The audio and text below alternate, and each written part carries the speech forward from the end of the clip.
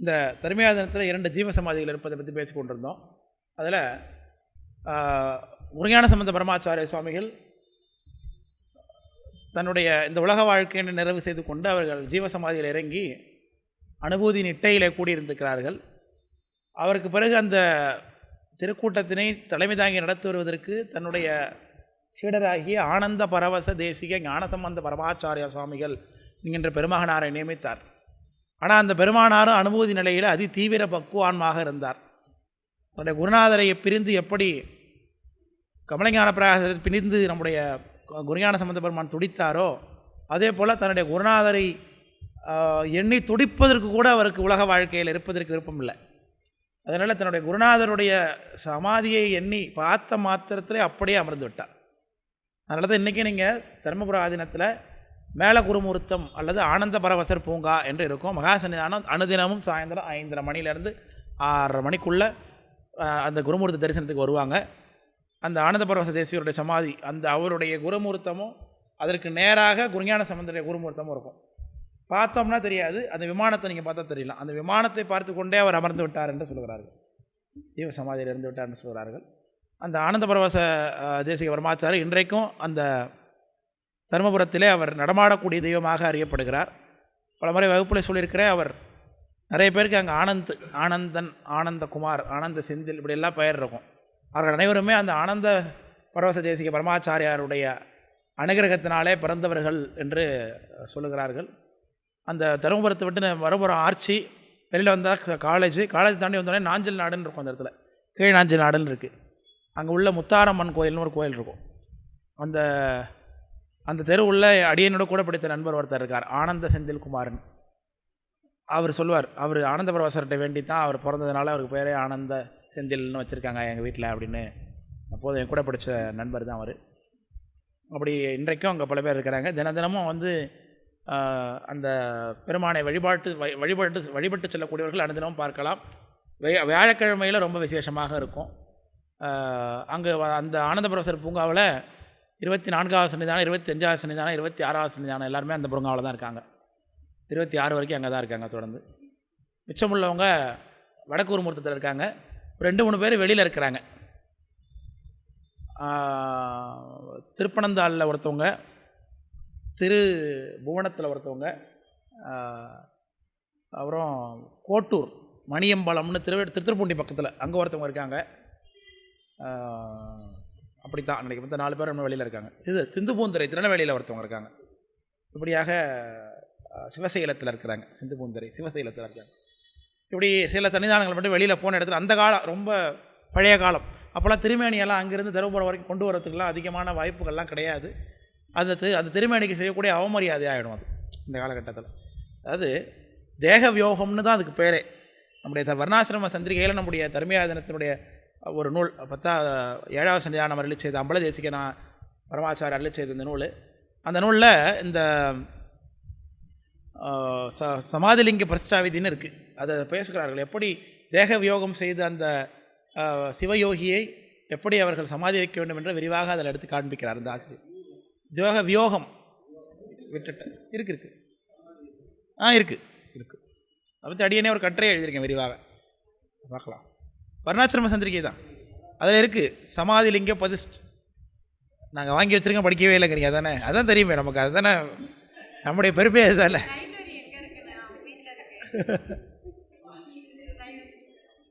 அதனால் அந்த சமாதிலிங்க பிரதிஷ்டா விதி அப்படின்னு சொல்லப்பட்டிருக்கு. அப்படி ஒரு விஷயம். அதில் இந்த கோட்டூர் என்று சொல்லக்கூடிய அந்த ஸ்தலத்தில் மட்டும் அழகிய சிற்றம்பல தேசிகர் அப்படின்னு சொல்லக்கூடிய மகாசனான அங்கே தான் எழுந்தல் இருக்கிறாங்க. அவங்களுக்கு சமாதி கோயிலே இப்போ இல்லை. அவங்க அடக்கமான இடம் சின்ன மாடம் மட்டும்தான் இருக்குது. நம்ம சன்னிதானம் இடையில் ஒரு முறை மார்கழியில் அங்கே போனப்போ அங்கே சன்னதி கட்டணும்னு சொல்லி சங்கல்பம் பண்ணிட்டு வந்திருக்கிறாங்க. அதனால் அப்படி இருக்குது. இதெல்லாம் இப்போ 2வது ஆனந்த பரவசர் அங்கே அடக்கமாகிடுறாரு. அதுக்கு பிறகு கிட்டத்தட்ட ஒரு 40 ஆண்டு காலம் குருமகா சன்னிதானமே இல்லாமலே திருக்கூட்டம் இருந்ததாக சொல்கிறார்கள். அதற்கு பிறகு எல்லாரும் சேர்ந்து இப்படி இந்த அது அடியில் அடுத்து அந்த யானை பூசையில் யாரும் சீனியராக அவங்க பண்ணியிருப்பாங்க. அப்படி வச்சுக்க வேண்டியது தான். அப்போ சொக்கநாதர் பூஜை மட்டமே எங்கே இருந்ததுன்னு சொல்கிறாங்கன்னாக்க, இப்போ ஞானபுரீஸ்வரர் சன்னதி இருக்கு இல்லையா, அதில் நடராஜ பெருமானுடைய சன்னதி இருக்குது பாருங்கள், அதுதான் சொக்கநாதர் பூஜை மடமாக இருந்திருக்கு.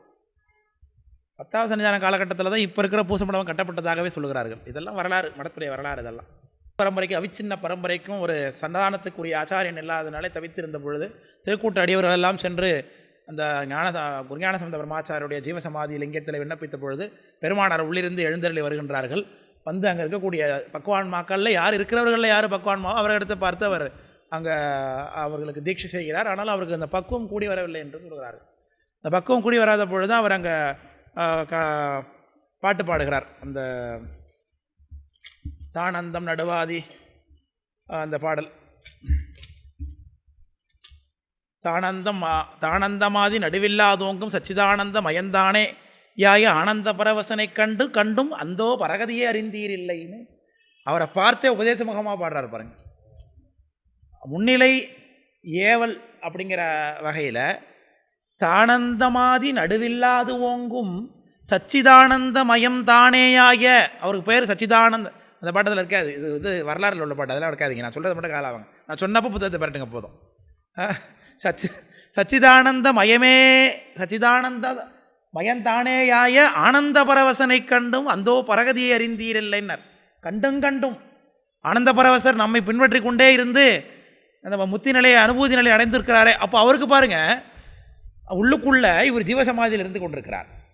ஜீவசமாதியில் இருந்து கொண்டு கூட தன்னுடைய அடுத்த பரம்பரையில் வந்திருக்கக்கூடிய ஆச்சாரியன் ஆனந்த பரவசர் தன்னை எண்ணிக்கொண்டு ஜீவசமாதியில் எழுந்தல் இருக்கிறார் என்பது அவர் உள்ளிருந்து கொண்டு அறிந்து கொண்டு வெளில வந்து பாட்டில் சொல்கிறார் பாருங்கள். இவ்வளவு அனுபூதி நிலையை பாருங்கள் அந்த இடத்துல இல்லையா. ஆனந்த பரவசனை கண்டும் அந்தோ பரகதியை அறிந்தீரில்லைனர். அவர் கேட்குறாரு, மானந்தான் வடிவாகி நிற்றலாலோ மலமாயை கண்மமிவை மடியாதாலோ ஞானம்தான் உமதுலத்தில் நவிலாதாலோ நாம் அறியோ உமது மயல் நவிற்றுவீரேன்னு அவரை பார்த்து சொல்லுகிறார். உன்னுடைய மயக்கம் என்ன, அதை என்னால் அறிந்து கொள்ள முடியவில்லை. உனக்கு மலமாயம் தீரவில்லையா, மானம் நீங்கவில்லையான்னார். மானம் அபிமானம் ரெண்டுமே கூட என்னை பற்றி நல்லது சொன்னானே கெட்டது சொன்னானே அதை பற்றி எனக்கு கவலை இல்லை என்கின்ற எண்ணம், அது அனுபூதி நிலை. அப்படி இருக்க வேண்டும் துறவுக்கு சொல்கிறார்கள். அவன் புகழ்கிறதுனால நம்ம மாண்பு உயர போகிறது கிடையாது, அவன் குறைத்து பேச நம்ம மாண்பு குறைய போகிறது கிடையாது. அதான் சொல்லுவாங்க கிராமத்தில், வாழ்த்தி வாழ்ந்தவரும் கிடையாது திட்டி செத்தவரும் கிடையாதுன்னு பழமொழிய மக்கள் வழக்கத்தில் சொல்லுவாங்க. அந்த மாதிரி ஒருத்தங்க வாழ்த்துறதுனால ஒருத்தங்க வாழ போகிறதில்ல, ஒருத்தங்க திட்டுறதுனால ஒருத்தங்க அழிந்து போகிறது கிடையாது. அதனால் அவரவர் வினை வழி அவரவர் வந்தனர், அவரவர் வினை வழி அவரவர் அனுபவம்னு அப்படியே பரமாச்சாரியரை பாடி வச்சுருக்கார். அது அவங்க அப்போ சொல்லும்போது மௌனேஷு கலகோ நாஸ்தின்னாங்க. அப்போ மகாசன்யானம், அப்போ 26 சன்னியானம். அப்போ நம்மளை திட்டிவிட்டானே, இப்படி அசிங்கமான வார்த்தையை பேசிவிட்டானே, அவங்க அதுக்காக ஒன்றும் கலங்கலை. மௌனேஷு கலகோ நாஸ்தி, மௌனம் கலகம் நாஸ்தி ஆகும். மௌனமாக இருந்தாலே பாதி கலகம் போயிடும் ஒன்று அர்த்தம், முடிஞ்சிடும்னு அர்த்தம். மௌனேஷு கலகோ நாஸ்தின்னு அவங்க சொன்னாங்க, அதனால் மறக்க முடியாது. அதனால் அப்படி சன்னியானம் சொன்னாங்க. அதுதான் சொன்னோம். அந்த நம்மளை திட்டினா என்ன வாழ்த்தினா என்ன, அதை பற்றி அது அவர்களுக்கே உண்டு. போட்டலும் பூத்து வாழ்த்தலும் போகட்ட கண்ணனுக்கேன்னு கண்ணதாசன் பண்ணாரா, அது மாதிரி சொல்லுகின்றார்கள். அப்படி அவங்க பாடிய மாத்திரத்திலே அந்த சச்சிதானந்த தேசிக ஆனந்தமந்த பரமாச்சாரிய சுவாமிகளுக்கு அனுபூதி கூடி வந்தது. அவர்களை அந்த அரசு கட்டளையில் ஏற்றி விட்டு திரும்பவும் அவங்க கிருஷ்ணபக்ஷத்து வைகாசி சஷ்டி திதியில் அவங்க ஐக்கியமானாங்கிறாங்க. ஆமாம், இரண்டாவதாக அவங்க ஐக்கியமானது தான் குரு பூஜை கொண்டாடிட்டு இருக்கோம். ஐக்கியமாயிடுறேன். இப்போவும் வரலாம் நான் வரணும்னு எதிர்பார்க்குறேன்னா. அணியனுக்கு இருக்கக்கூடிய துறைகள்லாம் விண்ணப்பம் பண்ணி தினைக்கு ஏறாத விண்ணப்பம் உன் செவிகள் கூறா நின்றோம்னு அனுதினமும் கூறிக்கொண்டு தான் இருக்கிறோம். நம்மையும் வந்து திருவடியில் ஆட்படுத்திக் கொள்ள வேண்டாமா? அதனால் அந்த அவர்களுடைய தொடர்ச்சியாக 4வது மகாசனானம் மாசிலாமணி தேசிக ஞானசம்பந்த பரமாச்சாரிய சுவாமிகள்னு எழுந்திருந்தாங்க. அவங்களுடைய காலகட்டத்தில் திருமலை நாயக்க அரசர் அவர் ஆட்சி பண்ணி கொண்டிருக்கிறார் மதுரையை. அந்த காலகட்டத்தில் தான் திருவைகுண்டம்னு தென்னாட்டில் இருக்கக்கூடிய ஸ்தலத்தில் ஒரு ஊமை பிள்ளையாக பிறக்கிறார் குமரகுருவர சுவாமிகள். அவர் திருச்செந்தூர் முருகப்பெருமானுடைய அனுகிரகத்தினாலே கந்தர் கழிவென்பா என்கிற நூலை பாடிவிட்டு அங்கேருந்து புறப்பட்டு மதுரையெல்லாம் இருந்து கொண்டு மதுரையில் சொக்கநாத மீனாட்சி அம்மா மேலே மீனாட்சி பிள்ளைத்தமிழ் என்கின்ற பாட்டு பாடுறாங்க. அதில் காலத்தோடு கற்பனை கடந்த கருவூலத்து பழம்பாடல் கலைமாச்செல்வர் தேடி வைத்த கடவுள் மணியே வேறு ஆழவாளத்து உணர்வு நீர் பாய்ச்சி வளர்த்தார்க்கு ஒளிப்பு தளர்ப்பழுத்த மலர்புத்த கற்பகமே எழுதாச்சொல் மழலை குதம்பை பசுங்கிலியே முக்கச்சுடருக்கு விருந்திட மும்முளையாய் முத்தந்தருகவேன்னு பாடார். முக்கச்சுடருக்கு விருந்திட மும்முளையாயின்னு பாடார். மும்முளைனா அம்பாள் மீனாட்சி அம்மா. அவங்க தடாதகைங்கிற பேரில் வரும்போது அவங்களுக்கு 3 ஸ்தானம் அவங்களுக்கு. அதை சொல்லுறார், முக்கச்சுடருக்கு விருந்திடும்னார். முக்கச்சுடர் யார்? சுவாமி. அவரை நல்லா விருந்து போட்டு பார்த்துக்கிற முக்கச்சுடருக்கு விருந்திடம் மும்முளையாய் முத்தந்தருகவேன்னு பாடினார் பாருங்க. அம்பாள் இறங்கி வந்து அவருக்கு முத்து மாலையை பரிசு கொடுத்தாள். பரிசு கொடுத்து விட்டு அங்கே அரங்கேற்றத்தில் பார்த்து கொண்டிருந்த திருமலை ராயக்க ராஜாவுடைய மடியில் ஏறி உட்காந்துக்கிட்டான் அந்த பொண்ணு. கொஞ்சம் நேரத்துக்கு எல்லாரும் அப்படியே சிலை போல் அமர்ந்து கொண்டிருந்தாங்க. அந்த காட்சிங்கிறாங்க.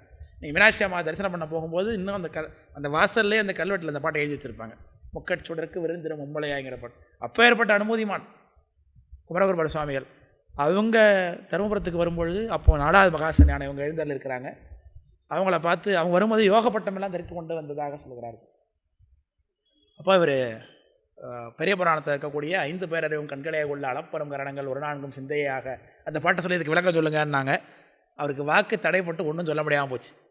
மீனாட்சி அம்மாவை வர வச்ச பாட்டு பாடின அந்த பெருமானுக்கு இந்த பெருமானுடைய அனுபூதி தடைப்படுத்தி விட்டது வாக்க. அதனால தான் இன்றைக்கும் தருமபுரத்துக்கு நம்ம போய் சன்னியானத்தில் போய் ஒரு விஷயத்தை பேச போனோன்னா அதை மறந்துட்டு வேறு எல்லாத்தையும் பேசிட்டு வருவோம் போய். அது காரணம் அந்த பீடத்துக்கே ஒரு ஆற்றல் நம்முடைய வாக்கை தடைப்படுத்தும்னு சொல்கிறாங்க. அது அனுபவத்தில் அடியேன்னு பலமுறை கண்டது. ஆஹா இதை மறந்து விட்டோமேன்னு பல தடவை வெளில வந்து சொல்லுவோம். நம்ம சொல்ல முடியாது, பேச முடியாது. அது பல இடங்கள் அதுக்கு வந்து அந்த பீடத்துக்குரிய ஆற்றல் அது அப்படின்னு சொல்லுகிறார்கள். பல அனுபவஸ்தர்கள் அதை சொல்கிறார்கள். அவர் வாக்கு தடைப்பட்டதுனாலே அவர் வீழ்ந்து வணங்கி நம்மையும் ஆட்கொள்ள வேண்டும் என்று கேட்டுக்கொண்டு அவருக்கு திருவடி சூட்டி அவர் குமரகுருபரர் அவரை இருந்து கொண்டிருக்கிறார். அவர் பல செய்யுள்களை பாடார். தன்னுடைய குருமகா சன்னியானத்தின் மீது அவர் பாடிய நூலுக்கு தான் பண்டார மும்மணி கோவைன்னு பேர். அற்புதமான ஞான நூல் அது. அவருடைய குமரகுருபர பிரபந்தங்கள்னு தனியாக நமக்கு தமிழ் தாத்தா ஓவேசா தொகுத்திருக்கார். ரொம்ப அற்புதமான நூல் அது. அது எல்லாவற்றையும் நீங்கள் படிக்க வேணும். மதுரை கலம்பகம், மீனாட்சி அம்மன் பிள்ளை தமிழ், சிதம்பர செய்யுள் மும்மணி கோவை, செய்யுள் கோவை, பண்டார மும்மணி கோவை, இப்படி பல நூல்கள் அதில் இருக்குது. அதில் எப்பேற்பட்ட விஷயத்தை பாருங்கள். தமிழில் இலக்கண நூல் அப்படின்னு பார்த்தீங்கனாலே சமணர்கள் செய்த நூல்களை தான் நம்ம பேசுவோம். அது திவாகரம், பிங்களம், இது மாதிரியான நூல்களெல்லாம் தமிழ் இலக்கண நூல்களை பற்றி பேசும்பொழுது அதில் சமணர்களுடைய நூல்களை தான் நம்ம மேற்கோள் காட்டுவோம். சைவர்களாக இருந்து கொண்டு நம்ம சமண நூல்களை கையாளக்கூடாது அப்படின்னு சிதம்பரத்தில் ஆடக்கூடிய நடராஜ பெருமான் மீது சிதம்பர செய்யுள் கோவைன்னு ஒரு இலக்கண நூல் பாடி கொடுத்தாங்க இந்த குமரகுருபர சுவாமிகள். அது அவ்வளோ வெண்பா பாக்கெல்லாம் எப்படி பாடணும் அப்படிங்கிற இலக்கணத்தை முழுக்க அதில் தொகுத்து பாடலாகவே பெருமான் மீது தொகுத்து பாடி காமிச்சிருக்காங்க. அதில் ஒன்று தான் வாழியவர் மன்றம் கண்ட மலர்கண்கள் அப்படின்னு ஒரு அற்புதமான பாட்டு சன்னியான எப்போதும் நிறைவில் சொல்லுவாங்க. நிறைவில் வாழ்த்துற வாழியவர் மன்றங்கண்ட மலர்கண்கள், வாழியவன் புகழ்கேட்ட வார்செவிகள், வாழியவன் சீர்பாடும் வாய் அப்படின்னு அற்புதமான பாட்டு. இப்படியெல்லாம் அவர் பாடி கொடுத்துருக்கார். அதில் அந்த குமரகுருபர சுவாமிகள் காசிக்கு போய் இருந்துட்டு அந்த காசியில் அவர் தங்கியிருக்கிறார். அவர் காசியில் செய்த அற்புதங்கள் தெரியும். அங்கே அவுரங்கசீப் ஆட்சியில் இருந்தால், அவுரங்கசீப்பில் ஆட்சியில் இருக்கும்பொழுது அங்கே போய் கேதார் கட்டத்தில் இருந்தாங்க. அங்கே சுவாமிக்கு பூஜை பண்ணுறதுக்கு சில விஷயங்கள்லாம் சைவ சமய பிரச்சாரம் பண்ணுவதற்கு பொருள் உதவியெல்லாம் தேவையாக இருந்ததுனால அரசனுடைய ஆதரவு தேவையாக இருந்தது. அவன் போனால் மதிக்கலை. அதனால் இவங்களுடைய யோக வல்லமையினால் சிங்கத்தை வரவழைத்து சிங்கத்தின் மீது ஆரோகணித்து கொண்டு சகலகலா வள்ளிமாலை என்று சரஸ்வதியை துதித்து இந்துஸ்தானிங்கிற இந்தி மொழியை பேசிக்கொண்டு அரசவைக்குள்ளே பிரவேசம் பண்ணாங்க. உடனே அவன் அதிலிருந்து பயந்து கொண்டு திருவடியிலேருந்து விழுந்து அவங்களுக்கு பல நிபந்தங்களை செஞ்சான் குமரகுருபர சுவாமிகளுக்கு. அதனால் நம்ம தர்மயாதனத்து பேரில் அங்கே குமாரசாமி கட்டளை மடம்னு உண்டு பண்ணி அங்கே கேதார கட்டம்னு படித்துறை உண்டு பண்ணி இன்னை வரைக்கும் அது இருக்குது. அங்கே தான் நீங்கள் போய் தீட்சை வேண்டியீங்க இல்லையா? இப்பேற்பட்ட அன்பர்கள்லாம் இங்கே இருக்காங்க அப்புறம் நம்மக்கிட்ட இல்லையா? அங்கே அது மாதிரி இருக்கிறாங்க. அப்படி அந்த குமரகுருபர சுவாமிகள்கிட்ட இந்த 4வது மகாசன்னியானம் திருமுறை இவங்க திருவடியில் அர்ச்சித்த மலர்களை திருமுறை ஏட்டு மேலே காமிச்சாங்களாம். இந்த சன்னியானம் செய்த அற்புதம் அது. இவங்களுடைய காலில் அடியார்கள் போட்ட பூவை திருமுறை கோயில்னு இருக்கும் இல்லையா, அந்த கோயிலில் போட்டிருக்காங்க பூ. அந்த பூ அங்கே கிடந்திருக்கு. அப்போ திருமுறைகளே அவருடைய திருவடியும் வேறு வேறு அல்ல. அந்த அளவுக்கு அவர்கள் அனுபூதிமானாக விளங்கி தோன்றிருக்கிறார்கள். அவர்களிடத்த வெள்ளியம்பல சுவாமி அவங்கள்ட்ட தான் அவங்க ஞானம் தீட்சையெல்லாம் வாங்கி கொண்டு குமரகுருபர்கிட்ட காசியில் வந்து யாத்திரை காஷாயம் வாங்கி கொண்டு வந்து குமரகுருபர்கிட்ட பார்த்து கல்வியெல்லாம் கற்றுக்கொண்டு திரும்ப வரும்பொழுது 5வது மகா சன்னிதானம் எழுந்தல் இருந்தாங்க இப்போ இடத்துல. 4வது சன்னிதானம் அடைஞ்சு போய் அவங்க பேர் ஞானசம்பந்த தேசிக பிரம்மாச்சாரிய சுவாமிகள்னு பேர். அவங்கள்ட்ட தான் வெள்ளியம்பல சாமியா அவங்கள்ட்ட தான் அவர் ஞான தீட்சையாகி முனிவராகிறார். அப்புறம் அவரும் சிதம்பரத்தில் பல்வேறு அற்புதங்களை செய்கிறார். ஒரு முறை சிதம்பரம் கையை கசக்கி அணைத்தாராம். என்னங்கும்போது சிதம்பரத்து நடராஜா பெருமானுடைய சன்னதியில் போட்டிருந்த திரையில் தீப்பிடித்து கொண்டது, அதை அணைத்தோம் அப்படின்னு சொல்லி அற்புதத்தை இந்த வெள்ளியம்பல தம்பரான் செய்ததாக அவருடைய சரித்திரம் குறிப்பிடுகிறது. இவர் சிதம்பரத்தில் தான் எழுந்திருக்கிறார். சிதம்பரத்தில் நம்முடைய தர்மயாதனத்துடைய கட்டளை மடம் சிதம்பரத்தில் இருக்குது. அங்கே ஒரு குளம் இருக்குது, ஞானப்பிரகாச குளம்னு. அந்த குளத்துடைய மேற்கு கரையில் நிறுத்தி மூலையில் இன்றைக்கும் அந்த வெள்ளியம்பல சுவாமிகளுடைய சமாதி கோயில் அங்கே தான் இருக்குது. சின்ன ஆலயமாக இருக்குது இன்றைக்கும். அது சென்று நம்மளாம் வழிபாடு செய்ய வேண்டும். தர்மியாத நடிகர்கள்லாம் அதை புறக்க வேண்டும். திரும்ப சிதம்பரம் போனால் அதை வழிபாடு செய்ய வேண்டும், பார்க்க வேண்டும். அப்படி இருக்கிறது வச்சுருக்கிறாங்க. அது பெருமான் நமக்கு நிறைய நூல்கள் செய்திருக்கிறார்கள். அந்த முனிவர் இவங்கெல்லாம் சன்னிதானம் இல்லை, திருக்கூட்ட அடியவர்கள் முனிவர்களே கூட ஒரு அற்புதங்களும் ஞான போது முன்னெல்லாம் விளங்குறார்கள்னா ஒரு சன்னிதானம்லாம் எப்படி இருந்திருப்பாங்கன்னு பார்த்துக்க வேண்டியதான் இல்லையா? அப்போ அவர்களுடைய வரிசையில் அடுத்தது 6வது மகா சன்னிதானம். இவர்களுடைய காலகட்டத்தில் அந்த 16 ஒடுக்கம் என்கின்ற அந்த நிலை ரொம்ப சிறப்பாக இருந்தது. நீங்கள் தருமபுரத்துக்கு போனீங்கன்னா பூசம்படத்தில் சுற்றி வரும்பொழுது 16 துளையுடைய அமைப்பை நீங்கள் பார்க்கலாம். உள்ளுக்குள்ளே அனுதினமும் அனவரதும் சோடசகலா பிரசாத யோகத்தை அனுபூதியாக செய்து கொண்டிருக்கக்கூடிய தம்பரான்களெல்லாம் உள்ளே இருப்பாங்களாம். அவர்கள் சிவபூஜை செய்வதற்கும் அவர்களுக்கு உணவும் கொடுப்பதற்கு தான் துளை. அது வழியாக கொடுத்துருவாங்க. உள்ளுக்குள்ளே தான் இருப்பாங்களா அவங்களுக்கு சிவபூஜைக்குரிய பொருட்களை கொடுக்கறது தான் துளையாம். உள்ளுக்குள்ளே தான் அவங்க இருப்பாங்களாம். அவங்க எந்த கலையில் அவங்களுடைய யோகம் இருக்கிறதோ அந்த இதில் இருந்து கொண்டு அவர்கள் யோகத்தை பயிலுப்பார்கள்னு சொல்கிறார்கள். அப்படிப்பட்ட க்ஷேத்திரமாக அந்த இடம் இருக்கிறது. அப்போ இந்த சன்னிதானம் ஒரு முறை இப்போ என்ன 5வது சன்னிதானம் சொல்லிட்டேன்னா 6வது சன்னிதானம். 6வது சன்னிதானத்துடைய காலகட்டத்தில் இவங்க ஒரு முறை குற்றாலமலை பக்கத்தில் வேள்வி மலை என்கின்ற ஒரு க்ஷேத்திரம், வேள்வி மலைன்னு இருக்குது. அது முருகப்பெருமானோட க்ஷேத்திரம். அந்த க்ஷேத்திரத்தில் வள்ளிநாச்சியார் கொஞ்சம் உள்ள அடங்கினது போல் இருந்திருக்கிறாங்க. சுவாமி முருகப்பெருமான் வந்து தெய்வான வள்ளி தெய்வான சமேதராக உள்ளே இருக்கார். இவங்க போகும்பொழுது வள்ளி தேவியார் தரிசனம் ஆகலையாம். அப்போ இங்கே வள்ளித்தாய் இல்லையோ அப்படின்னு கேட்டாங்களாம். இதோ இருக்கிறேன்னு வெள்ளை எட்டி தலையை காண்பித்தாங்களாம் உள்ளே இருக்கக்கூடிய வள்ளித்தாய். அதனால் அந்த க்ஷேத்திரத்துக்கு நீங்கள் எப்போவே பார்த்தாலும் வள்ளிநாச்சியார் மட்டும் கொஞ்சம் வெள்ளை எட்டி பார்த்த ஒரு கோலத்தோடு இன்றைக்கி அனுகிரகித்து கொண்டிருக்கிறார்கள் இந்த வேள்வி மலையில்னு சொல்கிறாங்க. இந்த 6வது மகா சன்னிதானத்துக்கு செய்த அற்புதம் அது. கடவுளே வெள்ளை எட்டி பார்க்குறார். குற்றாலத்து பக்கத்தில் வேள்வி மலை அப்படிங்கிற க்ஷேத்திரம். இதோ இருக்கிறேன் என்று திருமேனி வளைந்து காட்சியளித்தார் அப்படின்னு இருக்கு பாருங்கள். அப்போ எவ்வளோ அனுபூதி அவங்களோட நிலை எண்ணிக்கை பார்க்க வேண்டும். அவருடைய அடுத்தது 7வது மகா சன்னிதானமாக ஸ்ரீ திருவம்பல தேசிக பரமாச்சாரிய சுவாமிகள் 1670 1680 வரைக்கும் பட்டத்தில் இருந்திருக்கிறாங்க. இவருடைய காலகட்டத்தில் தான் அற்புதமான ஒரு செட்டியார் ஒருத்தர் வந்து தாய் போயிட்டாங்க, தன் தாய்க்கு முத்தி கொடுக்கணும் அப்படின்னு சொல்லி வேண்டி வந்திருக்கிறாங்க. அந்த நேரத்தில் அவங்க மடத்துக்கு வந்திருக்காங்க, தருமபுரம் மடத்துக்கு வந்திருக்கிறாங்க. அப்போது சன்னியானம் அவங்களுடைய அனுபூதி நிலையிலான உணர்ந்திருக்காங்க. தாயுடைய ஆத்மா இவருடைய மனைவியுடைய கர்ப்பத்தில் இருந்திருக்கிறாங்க. அப்போ சன்னியானம் கேட்டாங்களாம், உன் தாய்க்கு முத்தி வேணுமா உனக்கு குழந்தை வேணுமான்னு கேட்டாங்க. எனக்கு தாய்க்கு முத்தி கொடுத்தானோடனே அப்போ முத்தி கொடுத்தாங்க அப்படின்னு அவங்களுடைய சரித்திரம் இருக்குதுன்னு பார்க்குறோம். அப்போ அந்த க்ஷேத்திரத்துக்கு நம்ம இவ்வளவு சாதாரணமாக போயிட்டு வரோம்னா நம்முடைய புண்ணியம் எவ்வளோ இருக்குன்னு பார்த்துக்க வேண்டியதாக அப்போ இல்லையா? இப்படிப்பட்ட அற்புதங்கள் நிகழ்ந்த க்ஷேத்திரத்துக்கு இவருடைய காலகட்டத்தில் இந்த 7வது மகா சன்னிதானத்துடைய காலகட்டத்தில் தான் தஞ்சையில் ஆட்சி பண்ணி கொண்டிருந்த சரபோஜி மகாராஜா அப்போது மராட்டிய பிராமணர்களுடைய ஆதிக்கம் கொஞ்சம் ஓங்கி இருந்த காலகட்டத்தில் அரசன் பூம்புகாருக்கு கடலாட சென்ற பொழுது தருமபுரத்தை தாண்டும் பொழுது நம்முடைய ஞானபுரீஸ்வரர் சுவாமி கோயில், நம்முடைய குஞ்ஞானசம்பந்த பெருமாளுடைய சன்னதி கோயிலில் அர்த்தஜாமம் பூஜை ஆகி கொண்டிருக்கிறது. டிங் டிங் டிங் டிங்னு மடி அடிச்சிருக்கு. அதை கேட்டு ஏதோ சிவாலயம் இருக்குதுன்னு அவன் கும்பிட்டுருக்கிறான் அரசன். அதை பார்த்து பொறுத்து கொள்ள முடியாத பிராமணர்கள், நீ சூத்திர சமாதியை வணங்கி விட்டாய், 4வது வர்ணத்தில் பிறந்தவருடைய சமாதியை வணங்கியிருக்கிற, இந்த தோஷம் பிடித்து கொண்டு விட்டதுன்னு சொல்லியிருக்கானுங்க. உடனே இப்போ நம்ம என்ன செய்கிறதுன்றக்கா அரசன், நீ அந்த உனக்கு ஏற்பட்ட அந்த தோஷம் அடுத்தவருக்கு ஏற்படாத அளவுக்கு சமாதியை எடுத்து விட்டுனா உனக்கு பிரச்சனை இருக்காதுன்ட்டான். சரி அதை செய்யுங்கப்பான்னு ஆள் அனுப்பிச்சான். உடனே அங்கே பாறைப்பட்ட இடத்தெல்லாம் ரத்தம் பொழிந்தது, அரசனுக்கு கண்ணு போனது, எல்லாரும் அப்படி நின்றார்கள் என்று பார்க்குறோம். அதை ஓடி சென்று அங்கே அப்போ இருந்த 7வது மகா சன்னிதானத்தில் எல்லாரும் விண்ணப்பம் பண்ணும்போது, தேசம் சிவாலயங்கள் சேர அலைய ஒரு மோசம் வந்தது, ஐயோ தேசத்து மண்ணை வெறுப்பேனோ, வருவனையை கூட்டி உன்னை வெறுப்பேனோ, என்னை வெறுப்பேனோ, உன்னை வெறுப்பேனோன்னு அழகாக பாடினாங்க. சிவபோகத்தை எடுத்து காமிச்சாங்கிறாங்க. உடனே அவனுக்கு எல்லாம் அப்படி நின்னது. அடுத்தது ஈசன் பலகீனன் என்றக்கால் ஆலயத்தில் மோசம் வந்தது என்று மொழியலாம் என்ற அந்த அற்புதமான அந்த சிவகோசார பாடலை எடுத்து காண்பித்தார்கள்னா, அரசன் ஓடி சென்று அந்த பெருமானுடைய காலில் விழுந்த மாத்திரத்தில் அவர்கள் திருநீரை வாரி வாரி வழங்கினார்கள். உடனே அனைவருக்கும் சரியானது. அரசனுக்கு ஒரு கண்ணு மட்டும் தெரிந்தது என்று சரித்திரம். அப்போது அவன் அங்கே பக்கத்தில் தருமபுரத்துக்கு கிழக்க மன்னன் பந்தல் என்று இன்றைக்கும் இருக்குது அந்த ஊர். அங்கே தான் ஏவிசி கல்லூரி அமைந்திருக்கிறது. அந்த மன்னன் பந்தல் என்ற இடத்துல பந்தல் அமைத்து கொண்டு அந்த சொக்கநாத பெரும் எந்த சொக்கநாத அந்த நம்முடைய அர்த்தஜாம கட்டளைக்கு மணியை கேட்டு இவனுக்கு இந்த சரித்திரம் நிகழ்ந்ததோ அந்த அர்த்தஜாம கட்டளைக்கு பூஜை சிறப்பாக நடக்க வேண்டும் என்று பல நிலங்களையும் தருமபுரத்தை சுற்றி இருக்க அத்தனை ஊரையும் வாங்கி வாங்கி மடத்துக்கு எழுதி வச்சுட்டான். மடத்தை சுற்றி இருக்கக்கூடிய அத்தனை கிராமங்களும் இந்த மடத்துக்கு சொந்தமாக இருக்கிறது காரணம் அந்த அரசன் ஒரு காரணம். அவருடைய அமைச்சராக கோவிந்த தீட்சிதர் இருந்ததாக சொல்லுகிறார்கள்.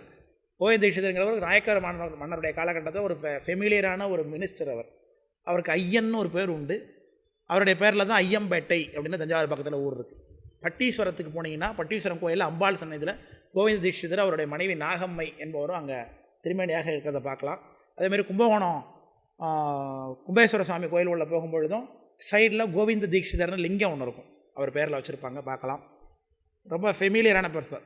அந்த மகாமக குளக்கரையை சுற்றி இருக்கக்கூடிய மண்டபங்கள்லாம் கட்டினது அவர் தான். அந்த கோவிந்த தீட்சிதர் மினிஸ்டர் தான். ரொம்ப நிறைய வேலை பார்த்துருக்காரு. நாயக்க மன்னர்களே 4-5 பேரை பார்த்துருக்காரு அவர். அவ்வளோ அவர் பேர்லேயே ஊரே இருக்குன்னு பார்த்தீங்களா, ஐயம்பேட்டை. அப்புறம் இங்கே கோவிந்தங்குடின்னு ஒன்று இருக்கு இல்லையா, இருக்கு, அவர் பேரில் வந்தது தான் அதெல்லாமே. இந்த கோவிந்தங்குடின்னு சொல்லி இந்த ஆடுதுறைக்கு பக்கத்தில் அந்த பெரிய விட்டல் கோயில் கட்டியிருக்காங்க இல்லையா, கோவிந்தபுரமா, அதெல்லாம் அவர் பேரில் அமைந்த ஊர்கள் தான். அவர் தான் திருப்பணி செய்து கோயிலை சிறப்பாக பண்ணார் திறகு அந்த அப்படின்னு ஒரு சரித்திரம் நம்ம திருமணத்தில் விளங்குகிறது. அதற்கு பிறகு அந்த சன்னியானம் இந்த மாதிரி சுத்திர சமாதி என்று சொல்லியிருக்கிறாங்க. இவர்களுக்கு ஆச்சாரியத்துவம் இருக்குது என்பதை காட்டுவதற்காக ஆகம புராண வசனங்களை எல்லாம் சேகரித்து வர்ணாசிரம சந்திரிகை என்ற ஒரு நூலை அவங்க தான் அருளி செய்திருக்கிறாங்க. அற்புதமான பிரமாண நூல் அது. அவர் திருப்பணி பண்ணியிருக்கார், அப்படி தான் நமக்கு தெரியுது. அதாவது அவர்களுடைய பரம்பரையில் இருந்த பிராமணர்களால் இப்படி ஒரு இழிவு வந்துச்சு, அதை நாம் தீர்க்கணும் அப்படிங்கிறதுக்காக ஒரு திருப்பணி பண்ணதாக சொல்லுவாங்க.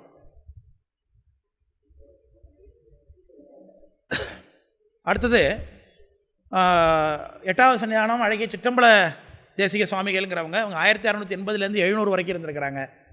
இவங்க காலகட்டத்தில் ஒரு வயது முதிர்ந்த பெண், 40 வயதுக்கு மேலே இருக்கக்கூடிய பெண் மலடி, அவங்க குழந்தை இல்லாதவங்க, அவங்கள அழைச்சிட்டு வந்து இவங்களுக்கு குழந்தை வேணும்னு சொல்லி கேட்டு 4 பேர் அவங்கள்ட்ட ஒம்பு எடுத்துருக்கானுங்க.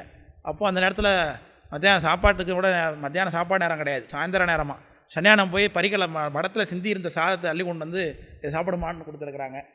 அந்த அம்மா கருவிட்டுருக்குறாங்க அதை பார்த்து. அதனால் அந்த குழந்தையில் இயங்கிட்டு இருந்தவங்களுக்கு எப்பேற்பட்ட அடகரத்தை பண்ணியிருக்கானுங்க பாருங்கள்.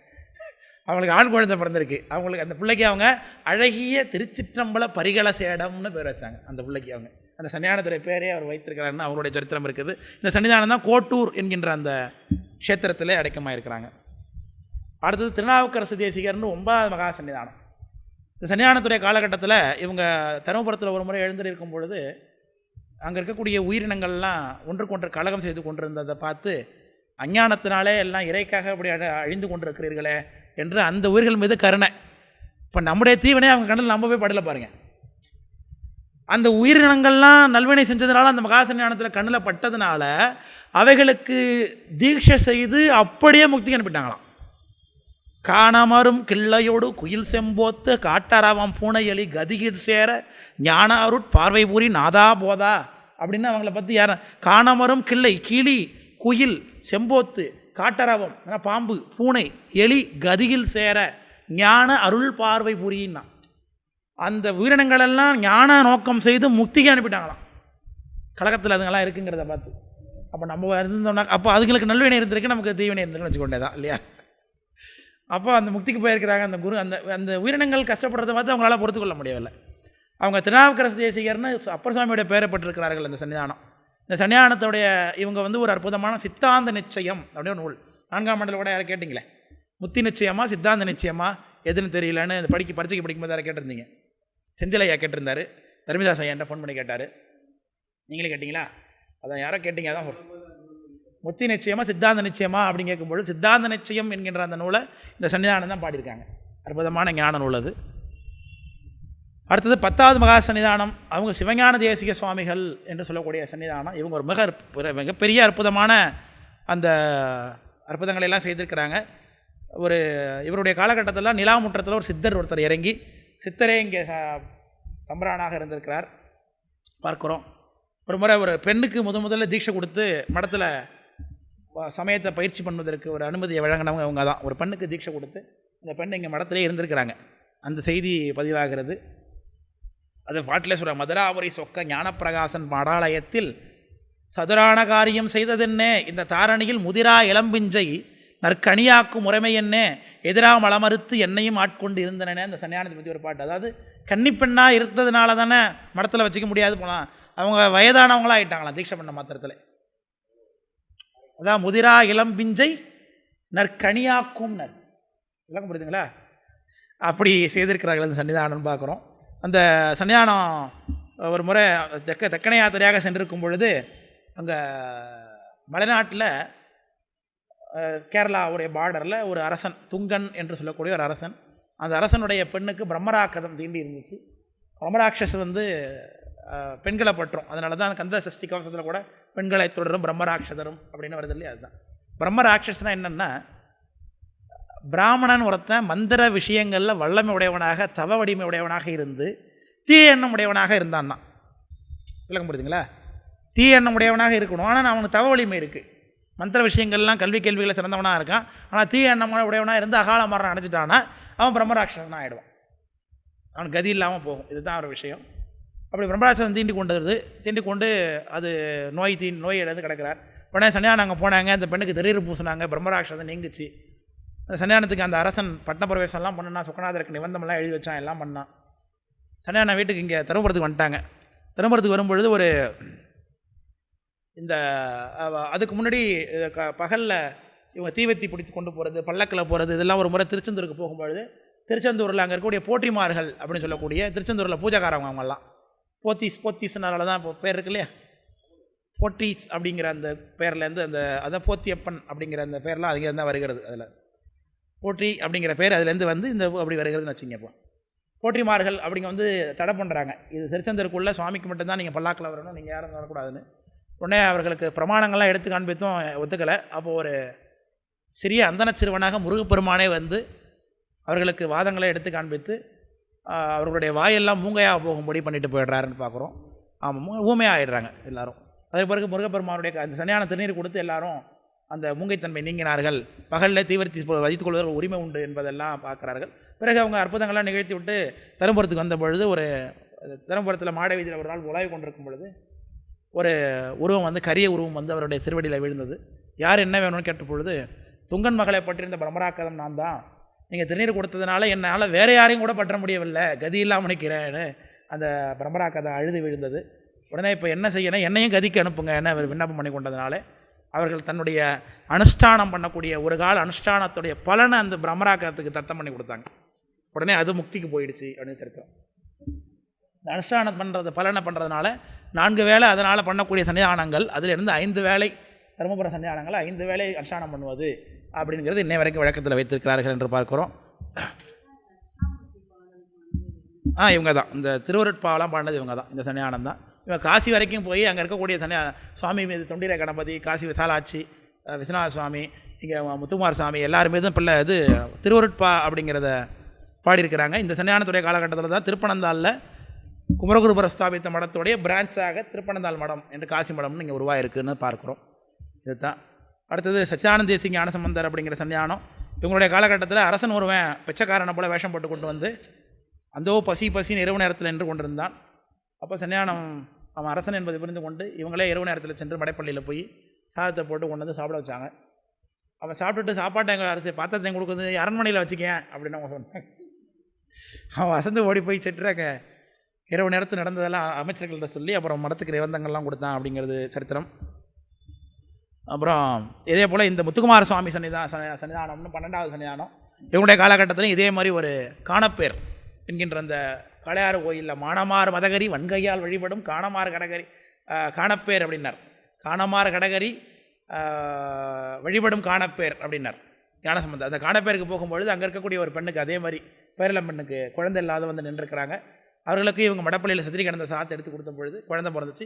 அவங்களுக்கு முத்துக்குமார பரிகலா சேடம் அப்படின்னு அந்த சொல்லியிருக்கிறாங்க, பெயர் வச்சுருக்கிறாங்க. இது இப்படியாக ஞானசம்பந்தர், கந்தப்ப தேசிகர், அற்புதங்கள் செய்தவர்கள் நிறைய பேர் இருக்காங்க. எல்லாவற்றையும் சொல்லிக் கொண்டு வந்தால் நமக்கு நேரமே இருக்காது. இப்போ இந்த கந்தப்ப தேசிகர் பரமாச்சாரிய சுவாமிகள் என்பவர் இந்த காலகட்டத்தில் இங்கிலீஷ் பீரியட் ஆரம்பிச்சிருச்சு, பிரிட்டிஷ் பீரியடு.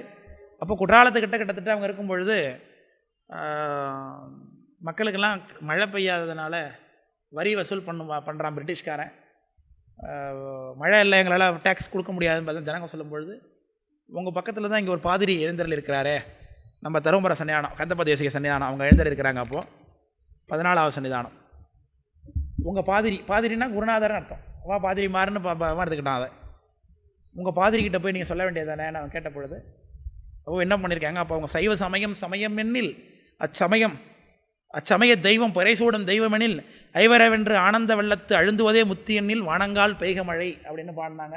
மழை பெய்து மக்களுக்கெல்லாம் பஞ்சம் தீர்ந்தது என்பதாக சரித்திரம் இருக்கிறது. அதே போலவே மாசிலாமணி தேசிகர் என்று அவங்களுடைய வழியில் வந்த 14ஆம் சன்னிதானமும் விசும்பின் துளி அந்த புலனைந்து பொறிகளங்கி என்ற அந்த திருவையாறு தேவாரத்தை பாடி சாரங்கிங்கிற கருவியில் வாசித்து அவங்க மழை வர வச்சாங்கன்னு அற்புதம் இருக்குது. இப்படியாக சச்சிதானந்தர், மாணிக்கவாசக தேசிகர், சிவஞான தேசிக சுவாமிகள், மாணிக்கவாசக தேசிக சுவாமிகள், அப்புறம் சச்சிதானந்த தேசிக சுவாமிகள், அப்புறம் சிவஞான தேசிக சுவாமிகள், சச்சிதானந்த தேசிகர், மாணிக்கவாசக தேசிக சுவாமிகள், சுப்பிரமணிய தேசிகர், சண்முக தேசிகர், சுப்பிரமணிய தேசிகர், சண்முக தேசிகர், மாசிலாமணி தேசிகர், ஞானசம்பந்த பரமாச்சாரியார் அப்படின்னு இப்போ கூட சன்னிதானம் நம்ம அவிச்சின்ன பரம்பரையாக தொடர்ந்து வந்திருக்கிறாங்க. இதில் 24வது மகா சன்னிதானம் காலகட்டத்திலேருந்து சமூக பணி தொடங்குகிறது தருமபுரம் மடத்தில். இந்த 24வது மகா சன்னிதானம் மயிலாடுதுறையில் அவங்க தாயை பார்த்தது இல்லையா, அவங்க தாய் பிரசவத்தில் அவங்க அடைஞ்சு போயிட்டாங்க.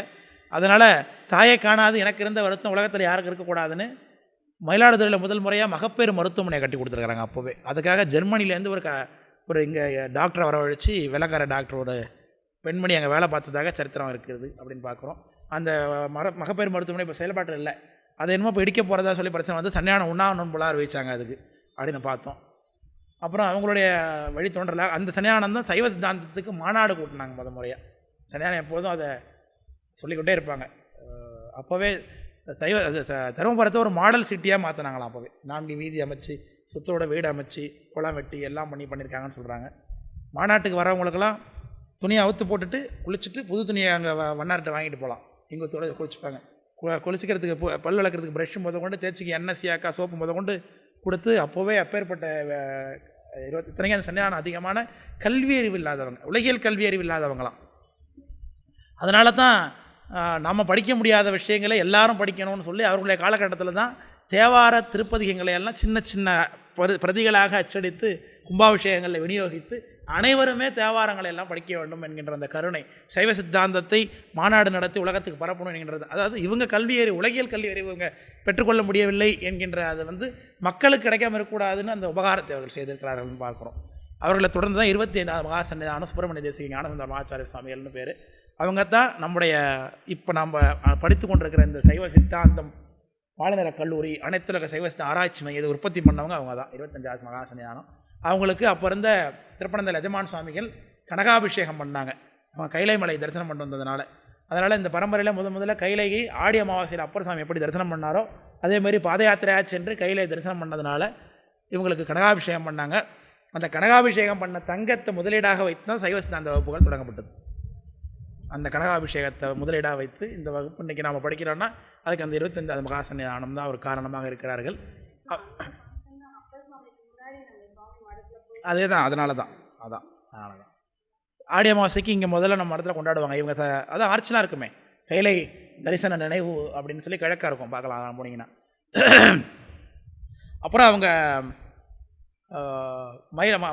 கைலாயத்துக்கு செல்லும்போது ஒரு முறை அந்த வழி தவறி போய்விட்டாங்களாம். அப்போ ஒரு இடத்துல அங்கே அம்பாள் தோன்றி இது வழி இல்லை இப்படி போகணும்னு சொல்லி வழிகாட்டினாங்களாம். அந்த அம்பாள் அங்கே எப்படி தரிசனம் கொடுத்தாலோ அந்த தரிசனம் மாத்திரமே அப்படியே இவங்க மடத்துக்கு வந்து